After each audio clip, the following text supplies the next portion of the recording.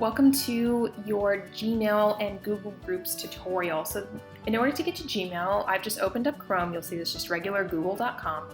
You can see that Gmail is already suggested for me, but in the event you can't find it, you can always use the 3x3 grid, or the waffle as some people call it, and you'll see Gmail located here. You'll also see all your other G Suite applications. So you'll see Calendar, Forms, Google Groups, Keep, Hangout, Contacts, Search, all that good stuff. You can always rearrange these tiles if you need, so if you plan on using something more often than another, that's always a great option that's built within Google. So you're going to see uploading my Gmail right now. So a couple of things that I want to be sure that you are aware of. First, we're going to come over to the settings gear icon just so that you can see everything that's already included. And I'm going to click on settings. So under settings, you do have a few different choices. Some of these you probably have already seen before. Your inbox, so right now my default. However, you can also do a priority inbox first so that maybe here, these are where I want to see it. So you have lots of different options and how to find everything. You can choose how your inbox is read, if you have important markers. I'm just going to put it back to my default, but wanted you to know that that was where it was located. So I'm going to come back to my inbox. So now you can see that I have different ways of starring. If you keep clicking, you'll have a couple different markers. If you need to add a label, so I can click on an email right here. If this is something I need to assign myself, so I need to actually make sure I reply to this, or perhaps a student emails me a reminder I need to bring something for them tomorrow. You're gonna see this Add to Tasks button, and it's gonna pull up on the right side. So now I can see Embed Issue on Sites, and I can even attach the email to it. I can attach a date and time, so let's do this tomorrow on Wednesday. I can even add subtasks if I need, and then a couple of details about it here. And now I've already got my reminder and everything set up. You can also check once it's done and you'll see it be removed. So those are tasks. You can also see them highlighted here. So you can see Google Keep and Google Tasks that are located right there. Not too bad. Labels. So labels are all the kinds of things like iTeam. So if there's something that I need this to be marked a certain way, maybe it's from a campus, maybe it's from a parent, maybe it's from a student. So you can right click any email and you'll also see Add to Tasks, Move to. You can add a label this way, so I'm gonna add this as an iTeam, so now you can see that showed up.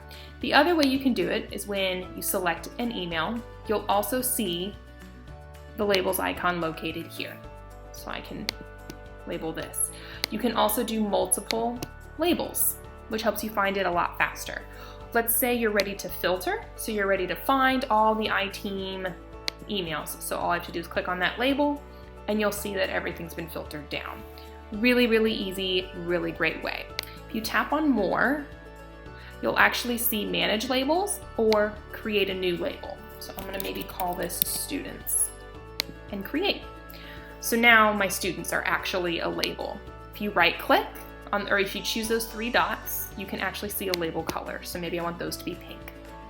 So it lets you label all of those as well. Again, you can right click, you can add a label this way, or you can add a label this way. So I'm also gonna attach that as maybe a student email to help me remember to go back. Starred emails are really friendly if you need to come back and kind of filter. You've probably seen Star already because this is located in Google Drive as well. When you're ready to compose an email, just select on the compose and you can start typing out sentences. So I can send this to my friend. Here's a subject.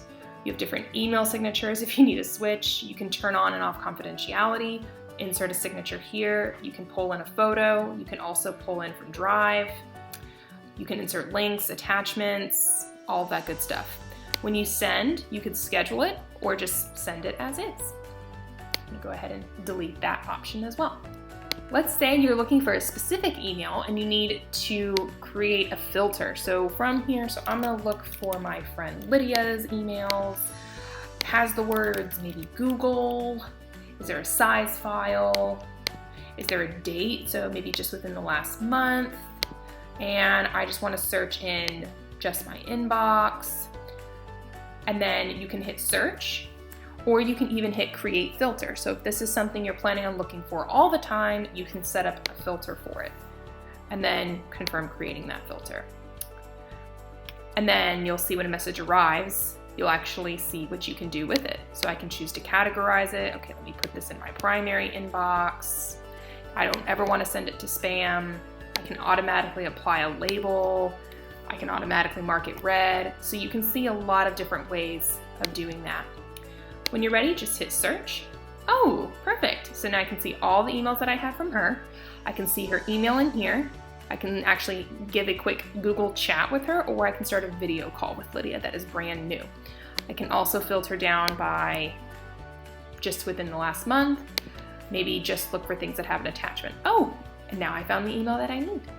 All right, so the other part of this task is looking at Google Groups. So Google Groups is helpful if you have a lot of different emails and you don't want to keep attaching them to every single one. So you can select on that waffle, that 3x3 grid, and come down where you see Groups. Groups will automatically open. It kind of looks a little bit older. Google hasn't made as many updates, but all I'm going to do is create a group, give it a group name. So I'm going to call it Level 1 Testing. So the group email, this is very important because now once I add all the different members to this group, all I need to do is just send an email to this one location, level-1-testing@g.risd.org, and it will automatically send it to all of the members that are in the group. So no more trying to compile everything. I just have one email and I can mass produce. Group types, you have a couple different options. So you can do just a regular email list, which can be helpful. You have a web form, you have a Q&A, or a collaborative inbox. I'm going to leave this just as an email list. Basic permissions for your group members, so you can choose who's allowed to see the group, who can view the topics, who can add a post, and who can join. I can go ahead and hit create, and it's going to prompt me to go ahead and say congrats, get started. So I can just go ahead and hit OK. So now you can actually add topics, so big questions that maybe discussions that people want to participate in, all of that. You can add a welcome message so that anyone can see. If you click on Manage Members over on the right side, this is where you can start to add members. So I can search for members right here. You'll see Invite Members over here on the left. So now I can put, and you'll see it start to pull. So, and I can send her a welcome message. And it says separate emails with commas. So maybe I want to do a couple other my other members. Not too bad. And then you'll just hit send invites. You can also, yes, I do want to leave. You can also direct add. You have messages, so there's always that. And there's your main page. And that's Google Groups.